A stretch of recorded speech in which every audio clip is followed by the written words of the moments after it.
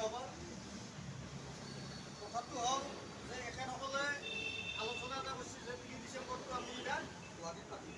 আমাৰ ছাৰত তাতে যিটো আমাৰ হাউচ গেষ্ট হাউচ তাতে পতাৰ কথা আমি আগতে কৰিছিলোঁ আলোচনা, গতিকে কৰিছিলোঁ মানে এইটো হেৰি হোৱা নাছিল, তাতে আমি স্থগিত কৰি থৈ দিছিলোঁ যে কৰোণা নহ'ব, উগুল হৈছিল।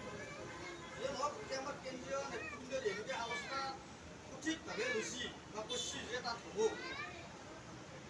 ইয়াৰ পিছত 2 নম্বৰ কথাটো হ'ল যে আমাক চৰকাৰেও প্ৰত্যেক বছৰে মাতে, হয়তো যিকেইটাই গমেই পাইছে মিটিংখনত আমি আছোঁ, আপুনি আছে, বেলেগে যা আছে, মই আছোঁ। আমাক 3 ডিচেম্বৰত প্ৰত্যেক ডিষ্ট্ৰিক্টৰ পৰা মানুহ আহিব দিয়ে। আমাৰ তেতিয়া পশ্চিমবংলা গলাগিতে ইয়াৰচিটো যিটো বেলেগ চেপ্টাৰ সেইটো মই ধুনীয়াকৈ যদি লাগে সুকীয়াকৈ বুজাই দিম, ইয়াৰচিৰ লগত মই বুজাই দিম।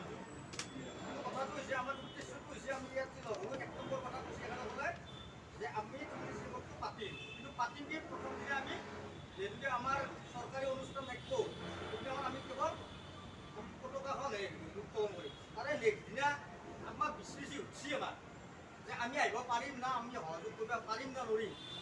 কথা এখিনিয়ে, যদি আমাৰ সহযোগ কৰাৰ ইচ্ছা আছে তেতিয়াহ'লে আমাক কি ক'ব লাগে, আমাৰ ইচ্ছা আছে, আমি সহযোগ আপোনালোকৰ লগত কৰিম। তাৰপিছত VRC আহিব আৰু কিবা আহিব, LNT আহিব, কিবা আহিব, আৰু বিভিন্ন ধৰণৰ আহিব। উদ্দেশ্যটো হ'ল আমাৰ 3 ডিচেম্বৰটো আমি পাতিমগৈ গুৱাহাটী মেইন ছাবজেক্ট এইটো। তাৰে পিছত আমাৰ আহিব আৰু বেলেগ পৰ্যায় আলোচনা কৰিম।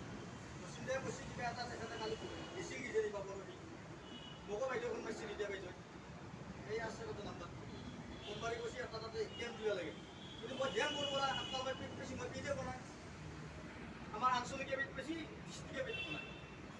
এইটো কোনখন এটা হেৰিত আছে মোক সংবিধানত ডিষ্ট্ৰিক্টে পেট বনাই, আঞ্চলিকে কি ধৰণৰ পেট পায়।